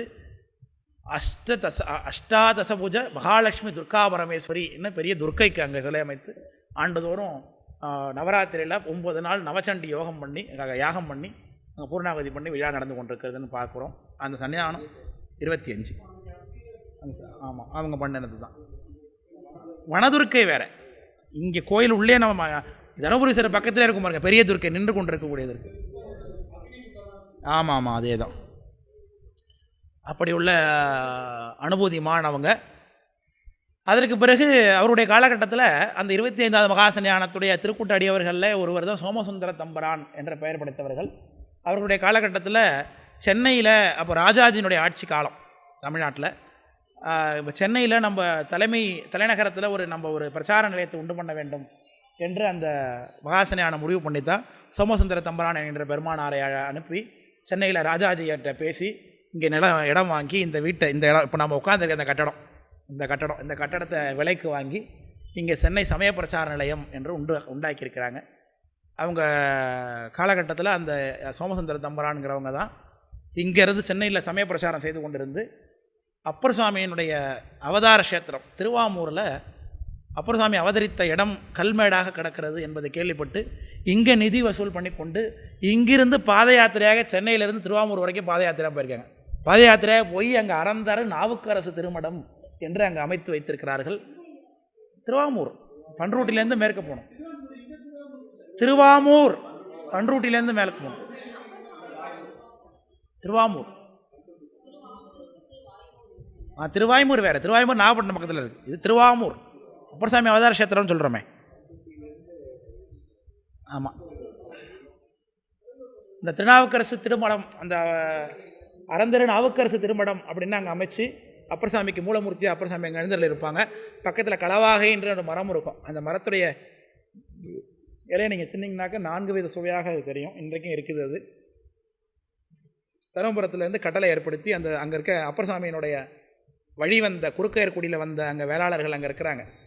அவர்கள்ட்டையே அந்த கோயிலுடைய நிர்வாகத்தையும் ஒப்படைச்சி அவர்களே பார்த்து கொள்ளும்படியாக இருந்து சதயந்தோறும் மாதந்தோறும் சதயந்தோறும் அப்பர் சாமியுடைய சதய நட்சத்திரத்தில் தோறும் அங்கே வழிபாடு நடப்பதற்கு நிபந்தங்களை கட்டளைகளை ஏற்படுத்தி வச்சுட்டு வந்தாங்க. அவங்களுடைய காலகட்டத்தில் ஒரு முறை 25வது மகாசன்னியான காசிக்கு சென்ற பொழுது காசியிலே அவங்க திருவடி அடைஞ்சிட்டாங்க. அப்போது அந்த காலகட்டத்தில் ஃப்ளைட்டில் இந்த சன்னியானம் ஏற்பாடு பண்ணி நிர்வாகத்தில் ஏற்பாடு பண்ணி ஃப்ளைட்டில் உடனே திருமேனியை கொண்டு வந்து காசியில் அடைந்ததுனால காசி விமானம் விஸ்வநாதர் விமானம் போலவே இருக்கும் அந்த 25வது சன்னியானத்துடைய விமானத்தை பார்த்தீங்கன்னாக்க. அப்போது இவங்க யாரையும் நியமிச்சுட்டு போகல இல்லையா அடுத்ததுக்கு. அப்போ பிறக்கக்கூடிய குன்றக்குடி அடிகளார் முதலிய மற்றைய சன்னிதானங்கள்லாம் சேர்ந்து இருக்கக்கூடிய திருக்கூட அடியவர்களில் அனுபூதிமானாக தகுதியுடையவராக யாருக்கு அவரை பார்த்தாக்க இங்கேருந்த சோமசுந்தர தம்பரான் என்கின்ற அந்த பெருமானார் தான் அந்த அனுபூதிமானாக இருந்திருக்கார்கள். அவருக்கு குருஞான சம்பந்த பெருமானுடைய பிரதிஷ்டா லிங்கம் இருக்கு இல்லையா, சமாதி லிங்கம், அந்த லிங்கத்தினுடைய கோமுகை பக்கத்தில் அமர வைத்து அந்த ஆச்சாரிய அபிஷேகத்துக்குரிய பூஜை கடத்தெல்லாம் சுவாமி மீது அபிஷேகம் பண்ணி அந்த லிங்கத்தினுடைய கோமுகத்திலேருந்து வரக்கூடிய தீர்த்தம் அவங்களுக்கு அபிஷேகம் ஆகி அப்படி ஆச்சாரிய அபிஷேகம் பண்ணி வச்சுருக்கிறாங்க. அப்படி ஆச்சாரிய அபிஷேகம் ஆனவங்க தான் 26வது மகாசன்னியானம் எழுந்தல் இருக்கிறாங்க. அவங்க தான் அதில் அந்த மகாசன்னியானத்துக்கு பேரே அவங்கள திருமுறை குருமணிகள்னு சொல்லுவாங்க. ஆழும் அப்பர் 1000 முறை கண்டவர் அப்பர் சாமி போலவேன்னு அப்பேற்பட்ட பெருமகனார் அவங்க. அந்த பார்வையிலேயே அந்த கூர்மையிலேயே யார் என்னன்னு கண்டுபிடிச்சிருவாங்க. இந்த கூர்மையான பார்வையை நம்மளால் எதிர்கொண்டு பார்க்க முடியாது. தவறு செய்பவர்கள் எதிரே நிற்க முடியாது அவங்களிடத்தில் வச்சுக்க வேண்டியதான். அவ்வளவு திருப்பணிகள் செய்திருக்கிறாங்க. சிதம்பரத்தில் சந்தான ஆச்சாரியருக்கு கோயில் கட்டி, சமயாச்சாரியர் கோயில் கட்டி, திருமுறைக்கு கோயில் கட்டி ஒவ்வொரு குரு பூஜைக்கும் அங்கே நடக்கணும், குரு பூஜை அவங்களுக்கு நடக்க வேண்டும் என்று சொல்லி கட்டளை ஏற்படுத்தினவங்க அவங்க. சிதம்பரத்தில் சபையில் எரியக்கூடிய நெய் தீபம் அத்தனைக்கும் தருமபுரத்துலேருந்து தான் நெய் கொடுக்கப்படுகிறது. அதுக்கு இவங்க தான் அந்த கட்டளை நியமிச்சிருக்கிறாங்க. அங்கே உள்ளே இருக்கக்கூடிய மூலலிங்கம் திருமூலநாதருக்கு தினைக்கும் அன்னாபிஷேகம் நடத்துவதற்கு அன்னம் கொடுப்பதற்கு அரிசி இவங்க தான் அந்த சிதம்பரத்தில் உள்ள கட்டளை ஏற்படுத்தி இருக்கிறாங்க. நடராஜா இன்றைக்கும் 6 காலத்துக்கு அபிஷேகம் வாங்குறாரு இல்லையா, அந்த அபிஷேகத்தை வாங்கக்கூடிய அந்த திருமஞ்சம் இவங்க செஞ்சு கொடுத்தது தான். இந்த எப்பவும் அதில் இது நீங்கள் அந்த சாமி அபிஷேகம் ஆகும்போது அந்த மஞ்சத்துக்கிட்ட போய் பார்த்தீங்கன்னா நம்ம தருமபுர சன்னிதானம் தான் அங்கே இருப்பாங்க வரிசையாக கும்பிட்டு கொண்டு. நடராஜா அபிஷேகம் வாங்குற அந்த மஞ்சத்தை செய்து கொடுத்துருக்குறாங்கன்னா பார்த்துக்க வேண்டியது தான். எப்பேற்பட்ட அனுபூதிமான்னு அவங்க பார்த்துக்க வேண்டியது தான். அவங்களுக்கு அந்த திருவாமூர் மீது ரொம்ப ஈடுபாடு அவர்களுக்கு. அதில் எனக்கு என்ன ஒரு அனுகிரகம்னா அடியேன திருவாமூருக்கு இவங்க அனுப்புனாங்க. அதுக்கு காரணம் 27வது மகாசன்னியானம். நம்மையும் ஒரு பொருளாக்கி நாய்ச்சி கேட்டு அம்மையனுக்கு அருளையவார் அறுபெருவார் அச்சோவேன்னு நம்மையும் ஒரு பொருளாக்கி இவங்க சொன்னதுனால அந்த ஆண்டு சன்னியானம் முடிவு பண்ணியிருப்பாங்க போல் இருக்கு. எனக்கு இது மாதிரி திருவாமூர் போகிற மாதிரி இருக்கும் சன்னியானம் சொல்கிறாங்க அப்படின்னு இவங்க சொன்னாங்க என்கிட்ட. அப்போது அந்த ஆண்டு பட்னப்பிரவேசமாக குரு பூஜையில் வந்துட்டுருக்காங்க இவங்க 26 சன்னியானம் பட்னப்பிரவேசமாக வந்துட்டுருக்காங்க. அப்போது அந்த அக்னித்துக்கு கிட்ட பல்லாக்கு வரும்பொழுது அடியனை கூப்பிட்டு எனக்கு 100 ரூபா கையில் கொடுத்து நாளைக்கு சதயம் நீங்கள் திருவாமூருக்கு போகணும் அப்படின்னு அடியனை அவங்க வாங்க போகணும் தான் சொல்லுவாங்க 26 சன்னியானம். அது ரொம்ப ஆச்சரியம், ரொம்ப மரியாதை கொடுப்பாங்க. நான் அதாவது அந்த ஒரு நமக்குன்னு ஒரு இடத்த வச்சுருந்தாங்க. அந்த இடத்த பெற்றிருந்தது 27 சன்னியானம் தான். அதில் ஒரு மாற்று கருத்தும் கிடையாது. எனக்கு ஒரு தகுதியும் இல்லை. அந்தளவுக்கு நம்ம அவங்க போய் காமித்திருக்கிறாங்க அவங்கள்ட்ட. அப்போ எழுதுறது பேசுகிறது இப்போ எல்லாத்தையும் அவங்க காண்பித்திருந்தாங்க. அதனால் அந்த திருவாமூர் சென்ற ஓராண்டு காலம் 12 மாதம் திருவாமூர் போயிருந்தேன். அந்த 12 மாதமும் 12 இரவுகள் அவங்கள நான் மடத்தில் சந்திச்சிருக்கிறேன், தரிசனம் பண்ணியிருக்கிறேன். ஏன்னா இரவு நேரத்தில் தான் அவங்க 6 மணிக்கு சன்னியானம் பூஜை மடத்துக்கு வரக்கூடிய அந்த அனுபவம் என்பது இவங்களோட முதுமையினால் 10:30 மணிக்கு தான் வருவாங்க பூஜை மடத்துக்கு. 10:30 மணிக்கு தான் அவங்க ஈவினிங்கே அவங்களுக்கு கணக்குப்படி. அதுக்கு பிறகு அவங்க பூஜை மட தரிசனத்துக்கு வந்துட்டு அதுக்கு பிறகு இரவு உணவை எடுத்துகிட்டு அப்புறம் உட்காந்துருப்பாங்க. அதுக்கு பிறகு தான் அன்று பொழுதுலைக்கு என்னென்ன நடந்தது, போக்குவரத்து இதெல்லாம் நம்ம சன்னியானத்தில் விசாரிச்சுட்டு இருப்பாங்க. அப்போ அடியன் 10:30 மணிக்கு மேலே தான் பிரசாதம் எடுத்துகிட்டு போவேன். அப்போது 27 சன்னியானம் இருப்பாங்க, இவங்களும் இருப்பாங்க. அவங்க நின்றுட்டு இருப்பாங்க, அடியனும் போய் மருந்து கொடுப்பேன். அப்போ என்னென்ன பேசுனீங்க, ஏது நடந்தது, யார் என்ன சொன்னாங்க, ஏது பண்ணது எல்லாம் அடியனுக்கு அவங்க கேட்டுப்பாங்க. என்னென்ன சொல்லிக் கொடுக்கணுமோ சொல்லிக் கொடுப்ப உபதேசம் பண்ணுவாங்க. நிறைய அடியன் கேட்டு தெரிஞ்சுப்பேன் அவங்கள்ட்ட. அதில் அப்படி ஒரு பாக்கி எனக்கு தெரிஞ்சு யாருக்காவது கிடைத்திருக்குமான்னு எனக்கு தெரியவில்லை. ஏன்னா அவங்கள்ட்ட அணுகி பெறுவதுங்கிறது ரொம்ப சாதாரணம் கிடையாது. இப்போ நம்ம சன்னியானம் இருக்காங்களே, இவங்க எளிவந்த கருணை உடையவர்களாக இருக்கிறாங்க. அனைவரையுமே பாரபட்சம் பார்க்காம இவங்க உள்வாங்கி கொள்கிறார்கள். அது ஒரு விதமான கருணை. அது யாருக்குமே கிடைக்காத ஒரு கருணை. அது அணுக முடியாது யாரும். எல்லாரையும் அவங்க அனுமதித்து கொள்ள மாட்டாங்க தான் அருகில். ஒரு சமய தீட்சை வாங்கணுன்னா கூட 10 முறை அலைஞ்சால் தான் அது நடக்கும் அவங்கள்ட்ட. அது ஒரு மாதிரி கருணைனா இது ஒரு மாதிரி கருணை. ரெண்டுமே நம்ம அளவிட முடியாது. அதனால தான் அடியன் எப்பொழுதுமே சொல்லுவேன் பெரிய புராணத்தில், பெருமையால் தம்மை ஒப்பார், பேணலால் எம்மை ஒப்பார், இருமையும் கடந்து நின்றார் இவரை நீ அடைவாயின்னு அங்கே நம்முடைய திருவாரூர் சாமி எப்படி சுந்தரமூர் சாமிகள்கிட்ட சொன்னார். திருத்தொண்ட தொகையை பாடும்பொழுது அடியார்களை பார்த்து, இந்த அடியார்கள்லாம் தேவாசிரியில் எழுந்திருக்கிறாங்களே, அவங்கெல்லாம் பெருமையால் தம்மை ஒப்பார்.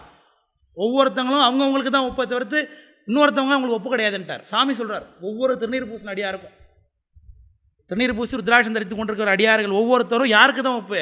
அவங்க செய்த தொண்டுனால அவங்களுக்கு தான் ஒப்பை தவிர்த்து இன்னொருத்தவங்களுக்கு இது மாதிரி அவங்க பண்ணாங்கன்னு கண்ட முடியாது அப்படிங்கிறார் சாமி. சொல்கிறார் தியாகராஜ சாமி சொல்கிறார். அதை பெருமையால் தம்மை ஒப்பார், பேணலால் எம்மை பெற்றார்.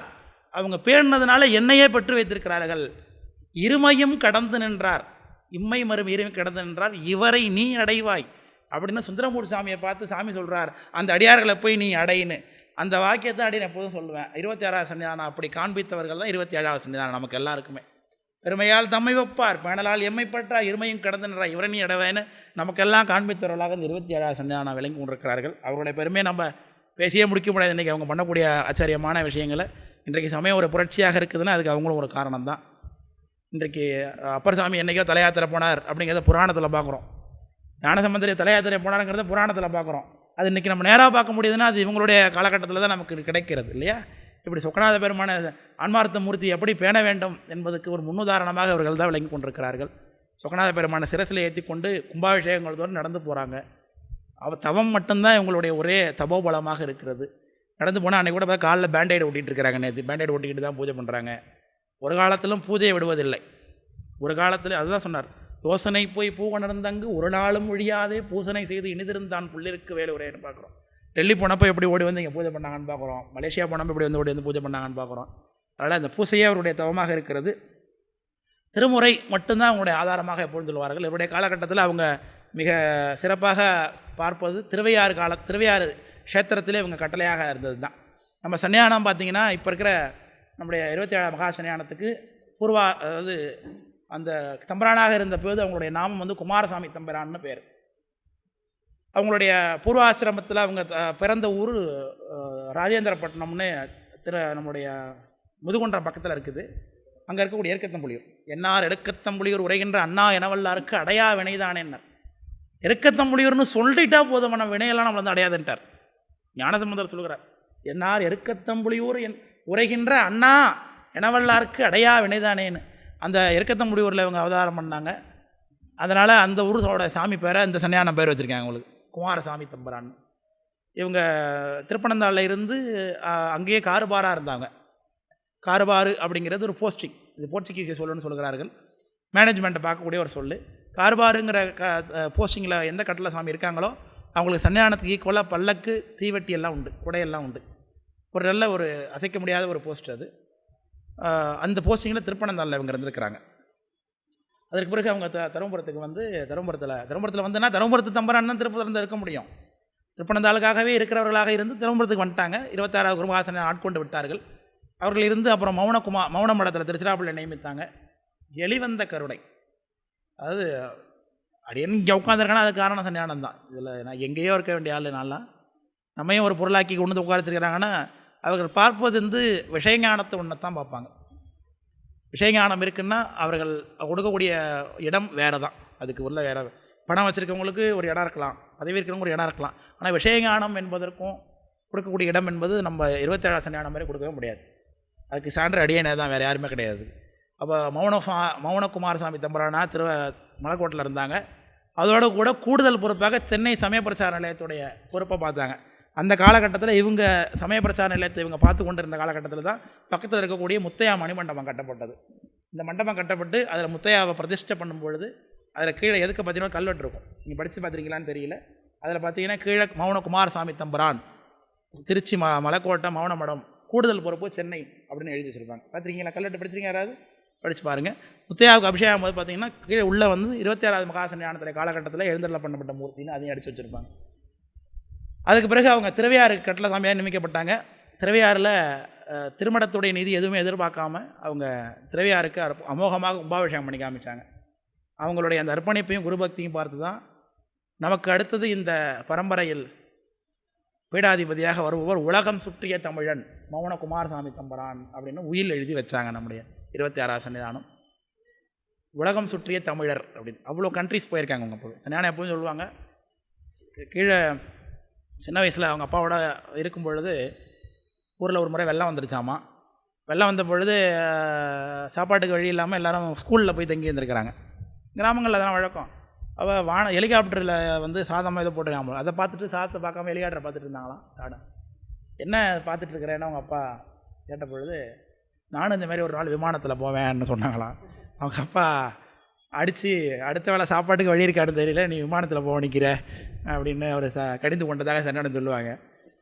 அப்புறம் வாழ்க்கையில் ஏற்பட்டக்கூடிய பலவிதமான மாற்றங்களில் அவங்க துறவியாகணும் என்கின்ற ஒரு வேட்கை உடையவர்களாக இருந்து துறவியாக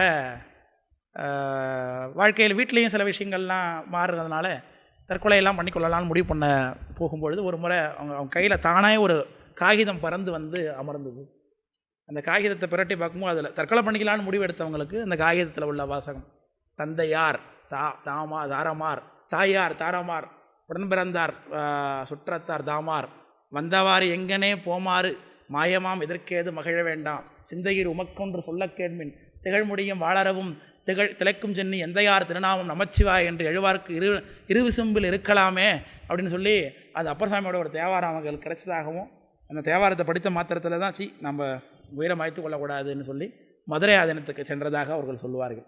அன்றைக்கு அந்த காகிதம் என் கையில் கிடைக்கலன்னா நான் இருந்திருப்பேனான்னு தெரியாது, அப்படின்னா இன்றைக்கி எந்த தேட்டரில் சீட்டு கிழிச்சிட்டு இருப்பேன்னு தெரியாது, நம்மளை இந்த இடத்துல இன்றைக்கி உட்கார வைத்திருக்கேன்னா அது அப்பர்சாமியோட அந்த தேவாரம் தான் என்று சுவாமி பல முறை அடியன்ட்டு அதை பகிர்ந்து கொண்டிருக்கிறார்கள். அப்படி அவங்க அந்த மதுரை ஆதீனத்துக்கு போய் பிறந்த இப்போ அடைஞ்சு போன மதுரை ஆதீனத்துக்கு அவங்க பணிவிடையாக இருந்திருக்கிறாங்க. அப்புறம் திருப்பனந்தாள் மடத்துக்கு வந்து திருப்பனந்தாள் மடத்து மூலமாக நம்ம 26ஆவது சன்னிதானத்தில் வந்து காவி வாங்கி கொண்டு திருப்பனந்தாளில் போய் காரபாராக இருந்து அப்புறம் இங்கே வந்து அவர்கள் இந்த நிலையில் உயர்ந்திருக்கிறார்கள். திருவையாறு கட்டளை சுவாமியாக இருந்த பொழுது தான் அடியனுக்கு அவங்க அருள் பண்ண தொடங்கின காலகட்டம். ஃபேஸ்புக்கில் எழுதிய கட்டுரைகள் எல்லாம் பார்த்துட்டு தருமபுரம் வரும்பொழுது சொல்லுகின்றேன், இந்த மடத்தில் வந்து நம்மளை பாரு அப்படின்னு சொல்லியிருந்தாங்க அவங்க. அப்படி தான் அடியன் போய் பார்த்த பொழுது இவங்க கைலாய ஆர்ச்சி இருக்கும். இந்த ஆர்ச்சி பக்கத்தில் பார்த்திங்கன்னா இப்போ இருக்கிற கட்டளை சாமியெலாம் அங்கே தான் தங்கியிருப்பேன். சன்னியானம் தங்கியிருந்த அறையும் அங்கே தான் இருக்குது, இப்போவும் இருக்குது. அந்த அறையில் போய் அடியன் பார்த்த பொழுது அவங்க விபூதி இட்டு துத்ராட்சம்லாம் போட்டு விட்டாங்க. அப்போ தான் போட்டு விட்டு நூல்கள்லாம் நிறைய எடுத்து கொடுத்தாங்க. அவிழ்ந்து கிடந்த சடையெல்லாம் தோளில் போட்டு கொண்டு எடுத்து நூல்கள்லாம் எடுத்து கொடுத்து இதெல்லாம் படி அப்படின்லாம் சொல்லி அடியனை வளர்த்தெடுத்தவர்கள் அவங்க தான். வேதித்து நம்மை வளர்த்தெடுத்த பெய்வலை அப்படின்னு அப்படி செய்திருந்தாங்க. நமக்கு நிறைய இல்லை போன இடம்லாம் கூப்பிட்டு போய் எவ்வளோ அணுக்கிறாங்க, எவ்வளோ உயர்வுகளை கொடுத்துருந்தாங்க. சன்னியானத்திட்டே உயர்வை வாங்கி கொடுத்தாங்கன்னா பார்த்துங்களேன், இதுக்கு மேலே வேறு என்ன வேணும்? அவங்களோட குருநாதர்கிட்ட போய் இவன் இப்படிப்பட்டவன் அறிமுகப்படுத்தி வைக்கிறாங்கன்னுங்கும் பொழுது அவங்களோட கருணை எப்படிப்பட்டதாக இருக்கணும்னு பார்த்துக்க வேண்டியதான். அதுக்கு மேலே சொல்கிறதுக்கு வேறு என்ன இருக்குப்பா? அந்த சன்னியானத்துக்கு இவங்க முன்னாடி நின்று பேச மாட்டாங்க. 26ஆவது சன்னியானத்துக்கு முன்னாடி நீங்கள் எப்படி அஞ்சுவாங்க இவங்க. தன்னோட குருநாதருக்கு அவ்வளோ அச்சம், அவ்வளோ பயம், அவ்வளோ மரியாதை. எதுக்கு நின்று பேச மாட்டாங்க, பின்னாடி நின்றுட்டு தான் பதில் சொல்லுவாங்க. சாம் சாம் சாம் சாம்னு அவங்க பேசும்போது அந்த அழகெல்லாம் அது ரசித்ததுக்கு எனக்கு ஒரு கொடுப்பை இருக்குன்னு சொல்லிக்க வேண்டியதான் அவங்கள்ட்ட. அந்த இரண்டு குருநாதருக்கும் சீடருக்கும் இடையில இருந்த அந்த உறவு எப்படி இருந்தது என்பதை பார்க்கக்கூடிய ஒரு பாக்கியம் நமக்கு கிடைத்தது உள்ளபடியே நமக்கு ஒரு கொடுப்பனை தான். அவங்க இன்றைக்கு இந்த பீடத்தில் எழுந்திருக்கிறார்கள். அந்த பெருமான் பூசிக்கக்கூடிய அந்த சுவாமியை பற்றின அந்த கலித்துறை, சொக்கநாத கலித்துறை என்கின்ற அந்த பாடல், ஒரு பாடலை பார்த்து நம்ம நிறைவு பண்ணிடுவோம். ஏன்னா பாடத்தை தொடங்கணும்லே அதுக்காக. அதனால் இந்த சொக்கநாத கலித்துறை என்கின்ற அந்த நூலில் பண்டார சாஸ்திரத்திலே 11 பாடல் அமைந்திருக்கிறது, பதிகம் போல் இருக்கிறது. அந்த 11 பாடலில் முதல் பாடல் ரொம்ப ஃபெமிலியரான பாடல். அதில் கண்ணுக்கு இனிய பொருளாகிய என் கரத்தில் வந்தாய் விண்ணும் பறவைடும் அற்புதமே என்ன விஞ்சைதான் மண்ணும் புகழ்ந்திட என்னையும் பூரணவாரியுள்ளே நன்னும் படி செய் மதுராபுரி சொக்க நாயகனே என்று அந்த பெருமானை இது இந்த நூலில் 41வது பக்கத்தில் இருக்குது. கண்ணுக்கு இனிய பொருள் அப்படின்னார் அப்பர் சாமி. சொன்னாங்க கண்ணார காண்பார்க்கு ஒரு காட்சியான் காண்னார் அப்பர் சாமி. கண்ணுக்கு இனிய காட்சி என்பது எதுன்னு சுவாமி தான். அதில் எது சிறப்பு? அவரவர்களுடைய உடையவர் தான் இல்லையா? அவங்கவுங்க உடையவர் தான் அவங்களுக்கு இனிய பொருள் இல்லையா? அவங்க பூஜை பண்ணுற சாமி தான் அவங்களுக்கு உயிர் இல்லையா? அவரை பிரிந்து நாம் ஒரு காலத்தில் இருக்க முடியாது இல்லையா? அதனால் கண்ணுக்கு இனிய பொருளாகியே என் கரத்தில் வந்தாய், என் கரத்தில் வந்தாய்னா தானே வந்தாய் என்ற அந்த அனுபவத்தை இங்கே பதிவு பண்ணுகிறார் இல்லையா? இது என்ன அதிசயம், இப்படி நடக்குமா உலகத்தில்? கேட்டது இதில்லை கேட்டதில்லையே என்று விண்ணும் பரவிடும் அற்புதமே என்று தன்னுடைய அந்த குரு அந்த உடையவரை அவர் உலகத்தில் உள்ள தேவர்களெல்லாம் பரவக்கூடிய சொக்கநாத பெருமானுடைய மேன்மை அது. தேவர்களெல்லாம் துதிக்கக்கூடியவர் இல்லையா? அவர் முளைத்தானே எல்லாருக்கும் முன்னே தோன்றின்னு அப்பர் சாமி பாடக்கூடிய அந்த சொக்கநாத மூர்த்தி தான் நமக்கு மூர்த்தியாக இருக்கிறார். அந்த பெருமானுடைய பெருமையை திருவிளையாடல் புராணம் பேசுகிறது. உலகத்தில் உள்ள அத்தனை லிங்கங்களுக்கும் வேறாக இருப்பது சொக்கலிங்கம் என்று சொல்லுகிறது.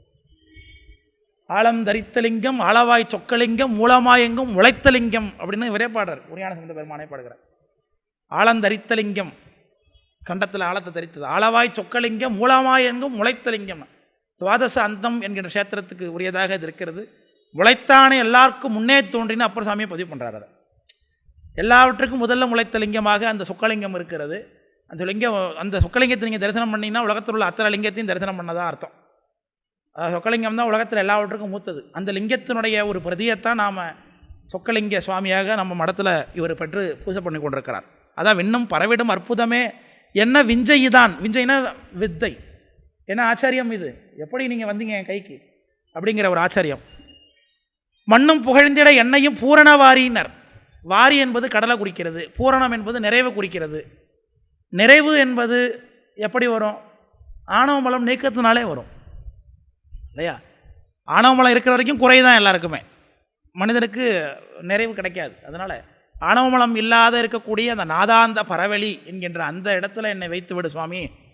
மண்ணும் புகழ்ந்திட என்னையும் பூரண வாரியுள்ளே நன்னும் படி செய்யினார். அப்போ என்ன அர்த்தம்? நம்ம 1000 கஷேத்திரங்களுக்கு போகலாம், 1000 தலையாத்திரை செய்யலாம், 1000 தீர்த்தாடனை செய்யலாம், நம்ம உடையவர் பூஜை தான் பிரதானம் நமக்கு என்பது தான் இதில் கருத்து. புரியுதுங்களா? பலரும் நம்ம பார்க்குறோம் உடையவர் பூஜை எடுத்தவர்கள்லாம். திருவிழா அன்றைக்கி நடக்குது, நடராஜா அன்றைக்கி புறப்படுறாரு காலையில் 4 மணிக்குன்னா நடராஜா வந்து தரிசனம் பண்ணிட்டு வந்து, நடராஜா உலகத்திலே அவர் தான் பெரியவர், அது இல்லைன்னு கருத்தே கிடையாது, மாட்டு கருத்தே இல்லை. ஆனால் நடராஜாவை பார்க்க வந்திருந்தா வருமானா கூட நம்ம உடையவர் எடுத்திருந்தோன்னா உடையவரை பூஜை பண்ணிட்டு தான் வரணும். இதுதான் நம்முடைய சன்னிதானம் நமக்கு சொல்லிக் கொடுக்கக்கூடிய விஷயம். நம்ம பூஜையை நம்ம செய்து விட்டு தான் வர வேண்டும். சிவாச்சாரியர்களும் அப்படி தான். பரார்த்த பூஜை செய்கிறவர்கள் அவர்களுடைய ஆன்மார்த்த பூஜை செய்து விட்டு தான் பரார்த்த பூஜைக்கு வரணும், அப்போ தான் பயன் கொடுக்கும்னார். ஆனால் நம்ம சிவதரிசனத்துக்கு போனாலும் எந்த விஷயத்துக்கு போனாலும் நம்மளுடைய ஆன்மார்த்த பூஜையை சாமியை பட்டினி போட்டுவிட்டு நாம் போய் வேறு வழிபாடுகளில் ஈடுபடுவது என்பது முழுமையாக ஆகாது. திரும்ப வந்து பண்ணிக்கலாம் தான், அது ஒன்றும் தப்பு இல்லை.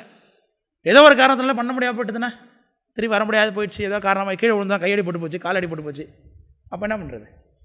அன்றைக்கு பூசை தடப்பட்டு தானே போகும். அதனால் அதிகாலையில் எழுந்த உடனே போய் உடையவர் பூஜையில் தான் முழிக்கணும்.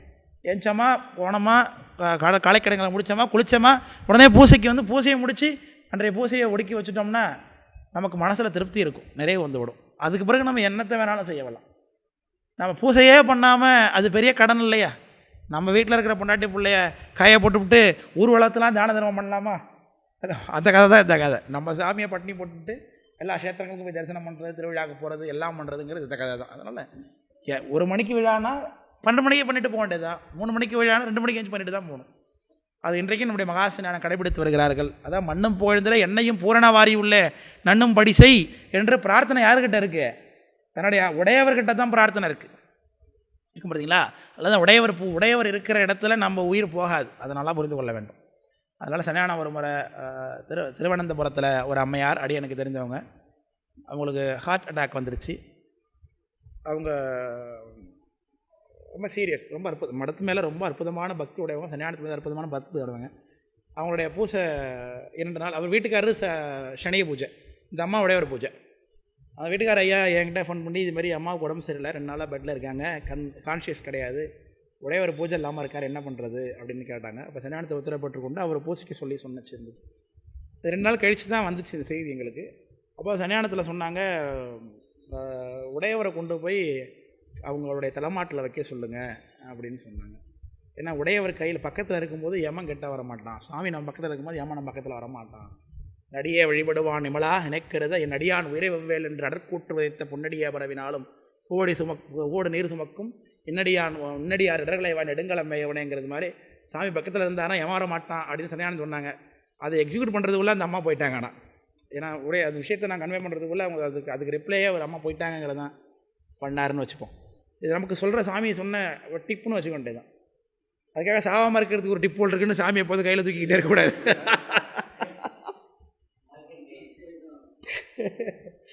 அவருக்கு வர கடைய காலத்தில் அவங்க போய் தான் தேர வேண்டும். அதுக்கு பாட்டு கருத்து இல்லை.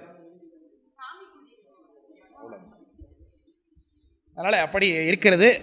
அப்படி மண்ணும் புகழ்ந்திர எண்ணெயும் பூரண வாரியுள்ளே நண்ணும்படி செய் மதுராபுரி சொக்கநாயகனே என்று சொல்லி பெருமானை துதிக்கிறார். அதோடு நாம் இந்த அமர்வை நிறைவு செய்து கொள்வோம். அடுத்தது ஆதாரம் என்கின்ற பாட்டு. அவற்றையெல்லாம் நம்ம இனி வரக்கூடிய வகுப்புகளை பார்ப்போம் என்று சொல்லி நிறைவு செய்து கொள்வோம்.